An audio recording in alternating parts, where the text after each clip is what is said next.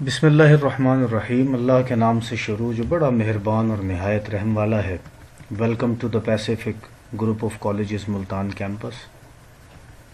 آج ہم اسلامیات اختیاری سیکنڈ ایئر کے لیکچر نمبر 2 کی جانب بڑھیں گے، اور لیکچر نمبر 2 جو لیکچر نمبر 1 تھا اس سے ملحق ہے، اور آج کے آن لائن لیکچر نمبر 2 میں ہم نزول قرآن کے حوالے سے گفتگو کریں گے۔ میں امید بھی کروں گا کہ آپ نے پہلے لیکچر کی اسائنمنٹ بڑے اچھے انداز سے مکمل کر لی ہوگی اور اپنے پاس محفوظ کر لی ہوگی۔ اور قرآن کے تعارف کے حوالے سے اگر میں بات کروں تو اس میں سب سے پہلے ہم نے یہ ڈسکس کیا تھا کہ قرآن کا لفظ قارآ سے نکلا ہے، جس کے لغوی معنی ہے پڑھنا یا تلاوت کرنا۔ قرآن مبالغے کا صیغہ ہے، جس کے معنی ہے بار بار پڑھی جانے والی یا سب سے زیادہ پڑھی جانے والی کتاب۔ قرآن کریم کے نزول کا بھی ہم نے تذکرہ کیا کہ قرآن کریم کو اللہ تبارک و تعالیٰ نے تقریباً 23 سال کے عرصے میں نازل کیا۔ پھر اس کے علاوہ اسماء القرآن کا تذکرہ کیا، اور سابقہ لیکچر میں نے آپ کو یہ بھی بتایا تھا کہ اسماء القرآن کا جو لانگ کویسچن پہلے آتا تھا اسمارٹ سلیبس میں، اسماء القرآن والا جو لانگ کویسچن ہے اسے ختم کر دیا گیا، تو یہ بطور شارٹ کویسچن ہم نے پڑھا تھا، اور بطور ایم سی کیوز میں نے آپ کو یہ بتایا تھا کہ یہ ایم سی کیوز امتحانی نقطہ نظر سے اہمیت کا حامل ہے کہ اسماء القرآن کی تعداد کتنی ہے۔ تو 55 ٹوٹل وہ نام ہیں جو اللہ تبارک و تعالیٰ نے قرآن کریم میں قرآن ہی کے نام بیان کیے ہیں۔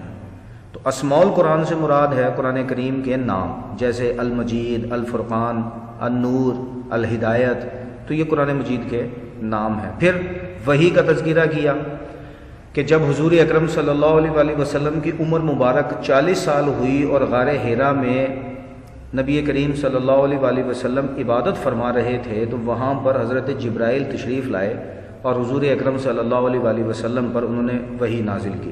اس کی ساری تفصیل میں آپ کو سابقہ لیکچر میں بتا چکا تھا، اور جو آج کا ہمارا لیکچر ہے اس لیکچر میں ہم سابقہ موضوع کا ریکیپ اس لیے کر رہے ہیں تاکہ آنے والے موضوع نزول قرآن کے اعتبار سے ہمیں مزید باتیں کھل کر معلوم ہو جائیں۔ نزول قرآن، نزول نازلہ سے نکلا ہے، اترنا، اس کا مطلب ہے نازل ہونا، اترنا۔ نزول قرآن کا مطلب ہے قرآن مجید کا نازل ہونا۔ حضور اکرم صلی اللہ علیہ وآلہ وسلم پر جو آخری الہامی کتاب قرآن مجید کا نزول ہوا، یہ اس معنوں کے اندر لیا جائے گا۔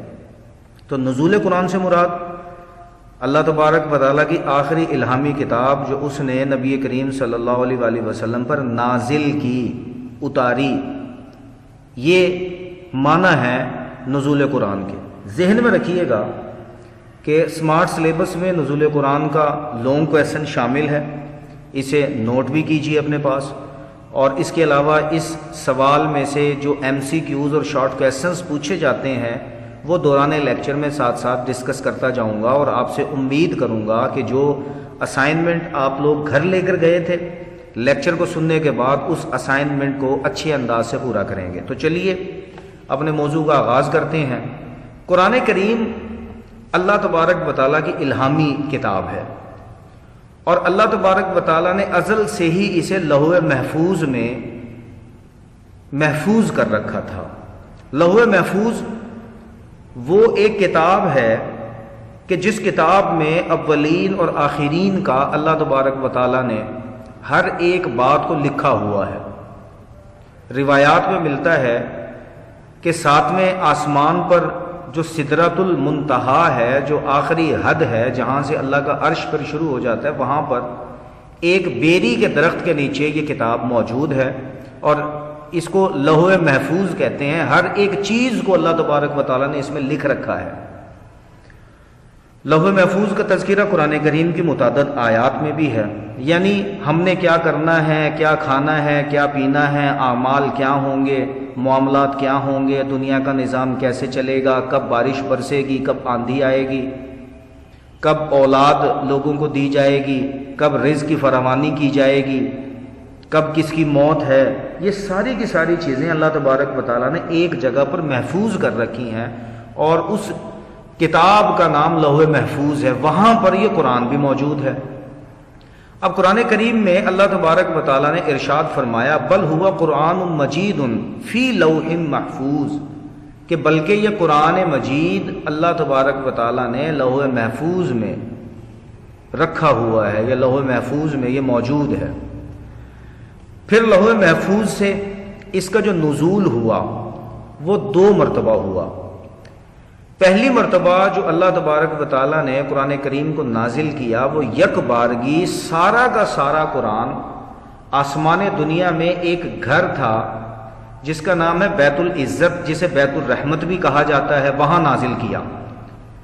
اور یہ جو 2 نزول ہیں قرآن کریم کے، ایک مرتبہ قرآن مجید کا مکمل طور پر آسمان دنیا میں ایک گھر بیت العزت کے اندر نازل ہو جانا، اور دوسرے نمبر پر وہاں سے تھوڑا تھوڑا کر کے بقدر ضرورت 23 سال کے عرصے میں حضور اکرم صلی اللہ علیہ وسلم پر قرآن کا نازل ہونا، ان دونوں باتوں کے حوالے سے قرآن کریم میں آیات موجود ہیں۔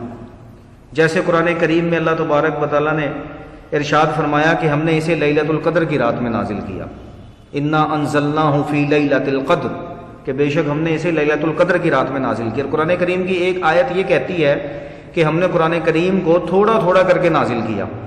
تو قرآن کریم کی یہ 2 آیات جب ہمارے سامنے آتی ہیں تو ہمیں ایسے فیل ہوتا ہے کہ جیسے ان دونوں آیات کے اندر تضاد ہے، حالانکہ یہ دونوں آیات الگ الگ قرآن کے نزول کی طرف اشارہ کرتی ہیں۔ جیسے میں ابھی بتا رہا تھا کہ جو اللہ نے ارشاد فرمایا انا انزلناہ فی لیلۃ القدر، کہ ہم نے اسے لیلۃ القدر کی رات میں نازل کیا، تو اللہ تبارک و تعالیٰ نے لوح محفوظ سے یہ سارا کا سارا قرآن اٹھا کر لیلۃ القدر کی رات میں بیت العزت یا بیت الرحمہ میں نازل کیا، جسے بیت المعمور بھی کہا جاتا ہے۔ اور بیت المعمور کے حوالے سے میں کلاس میں آپ کو بتا چکا تھا کہ بیت المعمور وہ جگہ ہے جو فرشتوں کا قبلہ ہے، ایک گھر ہے 7ویں آسمان پر جو فرشتوں کی عبادت گاہ ہے، جہاں فرشتے عبادت کرتے ہیں۔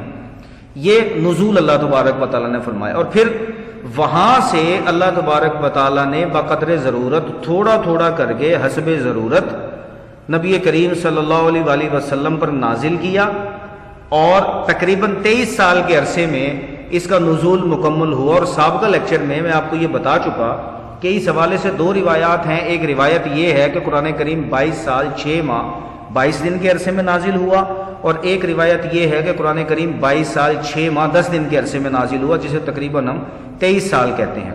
اب نزول قرآن کی یہ دونوں صورتیں اللہ تبارک و تعالیٰ نے قرآن کریم میں بیان فرمائی، واضح کی ہیں، جیسے میں بھی آپ کو بتا رہا تھا۔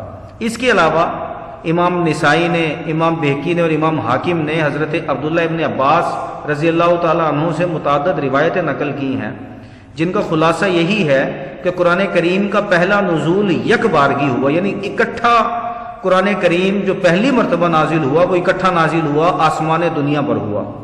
اور دوسرا جو نزول ہے قرآن کا وہ بتدریج ہوا، یعنی آہستہ آہستہ رفتہ رفتہ حضرت صلی اللہ علیہ وآلہ وسلم پر قرآن مجید نازل ہوا۔ قرآن کو پہلی مرتبہ آسمان دنیا پر نازل کرنے کی حکمت کو امام ابو شامہ نے اس طرح بیان کیا کہ اس سے قرآن کریم کی شان کو ظاہر کرنا مقصود تھا، کہ اللہ تبارک و تعالیٰ قرآن کی شان کو، اس کی عزت کو، اس کے آخری الہامی کتاب ہونے کو، شک و شبہ سے بالا تر ہونے کو دکھانا چاہتا تھا، اور ملائکہ کو یہ بات بتانی تھی کہ یہ اللہ تبارک و تعالیٰ کی آخری کتاب ہے جو اہل زمین کی ہدایت کے لیے اتاری جانے والی ہے۔ اس لیے اللہ تبارک و تعالیٰ نے پہلی مرتبہ جو قرآن نازل کیا اس کی حکمت یہ تھی۔ پھر اسی حوالے سے علامہ زرقانی نے یہ بھی نقطہ بیان کیا کہ اس طرح 2 مرتبہ اتارنے سے یہ بھی جتانا مقصود تھا کہ یہ کتاب ہر قسم کے شک و شبہ سے بالا تر ہے۔ اور حضرت صلی اللہ علیہ وآلہ وسلم کے قلب مبارک کے علاوہ یہ 2 جگہ اور بھی محفوظ ہے، ایک لوح محفوظ میں اور دوسرے نمبر پر بیت العزت، بیت الرحمت یا بیت المعمور کے اندر یہ محفوظ ہے۔ پھر تیسری مرتبہ تیسرا جو محفوظ ہے وہ قرآن کریم یہاں دنیا میں محفوظ ہے، حضور اکرم صلی اللہ علیہ وسلم کے قلب انور کے اوپر اسے اتارا گیا، نازل کیا گیا، اور صحابہ کرام نے اسے حفظ کیا۔ اب اس پر بھی تمام امت کا اتفاق ہے کہ قرآن کریم کا جو دوسرا نزول ہے وہ تدریجی ہے، یعنی رفتہ رفتہ آہستہ آہستہ اللہ تبارک و تعالیٰ نے قرآن حضور اکرم صلی اللہ علیہ وآلہ وسلم کے قلب انور پر نازل کیا، اور اس کا آغاز اس وقت ہوا جب آپ صلی اللہ علیہ وآلہ وسلم کی عمر مبارک 40 سال تھی، اور اس کی تفصیل میں سابقہ لیکچر میں آپ کو بتا چکا ہوں۔ اب اس نزول کی ابتدا بھی صحیح قول کے مطابق لیلۃ القدر میں ہوئی تھی، اور یہی وہ تاریخ تھی جس میں چند سال بعد غزوہ بدر پیش آیا، لیکن یہ رات رمضان کی کون سی تاریخ میں تھی اس بارے میں یقینی طور پر کوئی بات نہیں کہی جا سکتی۔ بعض روایات سے رمضان کی 17ویں، بعض روایات سے رمضان کی 29ویں، اور بعض روایات سے رمضان کی 27ویں شب معلوم ہوتی ہے۔ تو اس میں مختلف آراء ہیں، مختلف روایات ہیں۔ اب نزول قرآن کی اگر ادوار کی بات کریں کہ جو نزول ہوا قرآن کریم کا، سابقہ لیکچر میں نے آپ کو یہ بھی بتایا تھا کہ قرآن مجید کی جو ترتیب ہے وہ جس ترتیب میں قرآن نازل ہوا اس ترتیب کو ترتیب نزولی کہا جاتا ہے، اور جس ترتیب میں آج ہمارے سامنے قرآن موجود ہے اس ترتیب کو ترتیب توقیفی کہا جاتا ہے۔ تو نزول جو ہیں قرآن کے نزول کے اعتبار سے دو ادوار ہیں، ایک ہے مکی دور اور دوسرا دور ہے مدنی دور۔ مکی دور سے مراد وہ دور ہے جو ہجرت مدینہ سے پہلے کا ہے۔ مکی اور مدنی صورتوں کی خصوصیات ایک لانگ کویسچن ہے آپ کے چوتھے چیپٹر میں، لیکن سمارٹ سلیبس کے اندر اس لانگ کویسچن کو شامل نہیں کیا گیا۔ یہاں پر بطور شارٹ کویسچن میں یہاں ڈسکس کروں گا کہ مکی دور سے مراد وہ دور ہے جو ہجرت مدینہ سے پہلے کا ہے، یعنی وہ قرآن مجید کا نزول جو نبی کریم صلی اللہ علیہ وآلہ وسلم پر ہجرت مدینہ سے پہلے نازل ہوا وہ مکی دور کہلاتا ہے، یا ان صورتوں کو جو ہجرت مدینہ سے پہلے نازل ہوئیں ان صورتوں کو مکی صورتیں کہا جاتا ہے، اور جو صورتیں ہجرت مدینہ کے بعد نازل ہوئیں چاہے حضور اکرم صلی اللہ علیہ وسلم کہیں بھی تھے لیکن ہجرت مدینہ ہو چکی تھی، ان ساری صورتوں کو مدنی صورتیں کہا جاتا ہے۔ اب اکثر بچے یہاں پر یہ کنفیوژن کی وجہ سے اس شارٹ کویسچن کے جواب کو غلط لکھتے ہیں۔ پوچھا جاتا ہے کہ مکی صورتیں اور مدنی صورتوں سے کیا مراد ہے، تو بچے لکھتے ہیں کہ مکی صورتوں سے مراد وہ صورتیں ہیں جو مکہ میں نازل ہوئیں، اور مدنی صورتوں سے مراد وہ صورتیں ہیں جو مدینہ میں نازل ہوئیں۔ اگر آپ یہ جواب لکھیں گے شارٹ کویسچن کا تو غلط تصور کیا جائے گا، کیونکہ اس کا صحیح جواب یہ نہیں ہے۔ صحیح جواب کیا ہے کہ مکی صورتوں سے مراد یا مکی دور سے مراد وہ دور یا وہ صورتیں ہیں جو ہجرت مدینہ سے پہلے نازل ہوئیں، اور مدنی صورتیں یا مدنی دور سے مراد قرآن کے نزول کا وہ دور ہے جو ہجرت مدینہ کے بعد قرآن نازل ہوا۔ قرآن کی جو کل صورتیں ہیں وہ 114 ہیں، یہ بھی سابقہ لیکچر میں آپ کو بتا چکا تھا، اور قرآن کی جو مکی صورتیں ہیں ان کی تعداد 86 ہے، مدنی صورتوں کی تعداد 28 ہے۔ تو یہ دو ادوار کے اندر تقسیم کیا جاتا ہے۔ پھر قرآن کریم کی کتابت کی اگر بات کریں، جب قرآن کریم نازل ہوتا تھا، جب اس کا نزول ہوتا تھا تو حضور اکرم صلی اللہ علیہ وآلہ وسلم قرآن کریم کو لکھوا لیا کرتے تھے۔ قرآن کریم لکھنے والے جو صحابہ ہیں ان صحابہ کو کاتبین وحی کہا جاتا ہے۔ اب قرآن کریم کی کتابت کا مطلب یہ ہے کہ قرآن کریم کو اللہ کے نبی حضرت محمد مصطفیٰ صلی اللہ علیہ وآلہ وسلم نے لکھوایا تھا۔ جیسے ہی قرآن مجید نازل ہوتا تھا تو حضور اکرم صلی اللہ علیہ وآلہ وسلم اس قرآن کو لکھوا لیا کرتے تھے، اسے کتابت قرآن کہا جاتا ہے۔ پھر اس کے بعد ہے کاتبین وحی۔ کاتبین وحی یا کاتب وحی اس صحابی کو کہا جاتا ہے جو وحی کو لکھا کرتے تھے، اور ان کی تعداد جو ہے وہ 40 ہے۔ یہ MCQs پوچھا جاتا ہے، شارٹ کویسچن پوچھا جاتا ہے کہ کاتب وحی سے کیا مراد ہے، تو کاتب وحی سے مراد وہ صحابی یا صحابہ ہیں جو حضور اکرم صلی اللہ علیہ وآلہ وسلم پر جب وحی نازل ہوتی تھی تو وہ اسے لکھ لیا کرتے تھے۔ تو ان کی تعداد بھی میں نے بتائی آپ کو کہ ان کی تعداد 40 ہے۔ پھر اس کے بعد ہے وحی اور اس کی صورتیں۔ وحی کے حوالے سے میں سابقہ لیکچر میں بھی آپ کو بتا چکا، کلاس کے اندر پہلے چیپٹر میں بھی میں نے آپ کو بتایا کہ وحی کا لغوی معنی ہے خفیہ اشارہ کرنا، اور اس کی 3 صورتیں آپ کو کلاس میں بتا چکا تھا۔ لیکن حضور اکرم صلی اللہ علیہ وآلہ وسلم پر جو وحی نازل ہوتی تھی وہ ان 3 صورتوں کے علاوہ بھی نازل ہوتی تھی۔ جیسے جب حضور اکرم صلی اللہ علیہ وآلہ وسلم کی عمر مبارک 40 سال ہوئی تو نبی کریم صلی اللہ علیہ وآلہ وسلم کو سچے خواب دکھائے جاتے تھے۔ خواب آتے تھے رات کو، حضور اکرم صلی اللہ علیہ وسلم جو کچھ خواب میں دیکھتے تھے صبح وہ اسی طرح جیسے رات کو خواب میں دیکھا وہ حضور اکرم صلی اللہ علیہ وسلم کے سامنے ہو جاتا تھا۔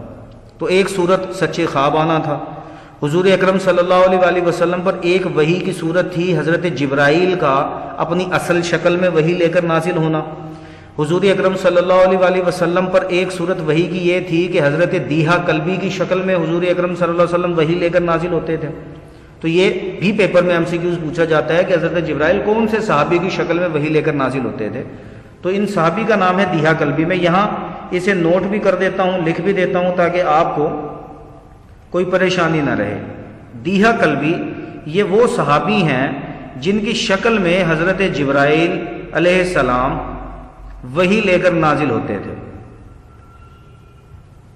اب روایات میں ملتا ہے کہ ان کی شکل میں حضرت جبرائیل اس لیے آتے تھے کہ یہ عرب کے نہایت خوبصورت نوجوان تھے اور یہ اپنے چہرے پر نقاب کر کے رکھتے تھے. سارے صحابہ کو اس بات کا علم تھا کہ حضرت دیہا کلبی کی شکل میں حضرت جبرائیل آتے ہیں، وحی لے کر آتے ہیں. لیکن جب وہ وحی لے کر آتے تھے تو کسی کے بھی ذہن میں نہیں ہوتا تھا. جب وہ واپس جاتے تھے تو حضور اکرم صلی اللہ علیہ وسلم فرماتے تھے کہ وحی نازل ہوئی ہے.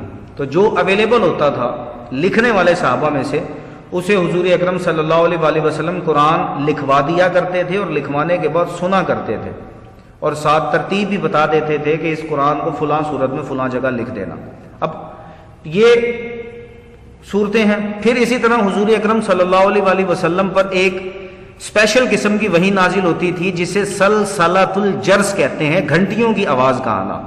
حضور اکرم صلی اللہ علیہ وآلہ وسلم کو گھنٹیوں کی آواز آتی تھی اور روایات میں ملتا ہے کہ یہ کیفیت وحی کی یا یہ صورت جو حضور اکرم صلی اللہ علیہ وسلم پر وحی کی نازل ہوتی تھی یہ صورت بہت زیادہ سخت ہوتی تھی. اگر سردیوں کے اندر حضور اکرم صلی اللہ علیہ وسلم پر اس طرح کی وحی نازل ہوتی تھی تو حضور اکرم صلی اللہ علیہ وسلم کو سردیوں میں پسینہ آنے لگتا تھا. تو اسے سلسلۃ الجرس کہتے ہیں، گھنٹیوں کی آواز کا آنا.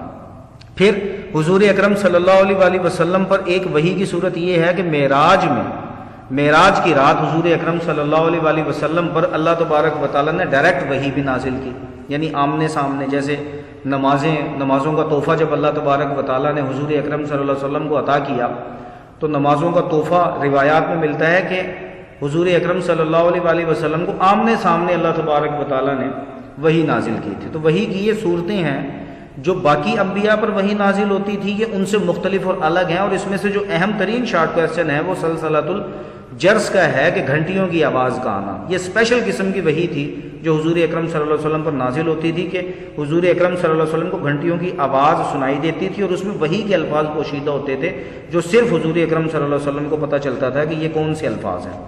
پھر اس کے بعد حضور اکرم صلی اللہ علیہ وآلہ وسلم قرآن کریم کو نازل ہونے کے بعد جیسے میں آپ کو بتا رہا تھا لکھوا لیا کرتے تھے. اب قرآن کریم کن چیزوں پر لکھا جاتا تھا یہ بھی نوٹ کر لیجئے. ایک، قرآن کریم موٹے کپڑے کے اوپر لکھا جاتا تھا، اونٹ کی شانے کی ہڈی کے اوپر لکھا جاتا تھا، کھجور کی چھال کے اوپر لکھا جاتا تھا، پتھروں کی سلوں کے اوپر لکھا جاتا تھا، برتنوں کے اوپر لکھا جاتا تھا. تو یہ 5 چیزیں تھیں جن کے اوپر قرآن مجید لکھا جاتا تھا اور کاتبین وحی حضور اکرم صلی اللہ علیہ وسلم پر نازل ہونے والے قرآن کو اس طرح نوٹ کر لیا کرتے تھے. یعنی قرآن کریم کی کتابت یعنی قرآن کا تحریر کیا جانا یہ ساتھ ساتھ چلتا رہا 23 سال کے عرصے، جتنے عرصے میں قرآن کریم اللہ تبارک و تعالیٰ نے نازل کیا. تو یہ ہمارا آج کا موضوع تھا. مجھے امید ہے کہ آج کا موضوع آپ کو آسانی کے ساتھ سمجھ میں آ گیا ہوگا. آج نزول قرآن کے حوالے سے ہم نے تفصیلی گفتگو کی اور کچھ اس سوال میں سے مختصر سوالات ہیں جو آپ اسائنمنٹ کی صورت میں اپنے پاس کریں گے اور یہ اسائنمنٹ آپ کالج سے لے بھی چکے ہیں. اگر کسی نے نہیں لی تو وہ کالج سے بک شاپ سے یہ اسائنمنٹ لے لے اور اسے مکمل کرے. پہلا سوال ہے نزول قرآن سے کیا مراد ہے؟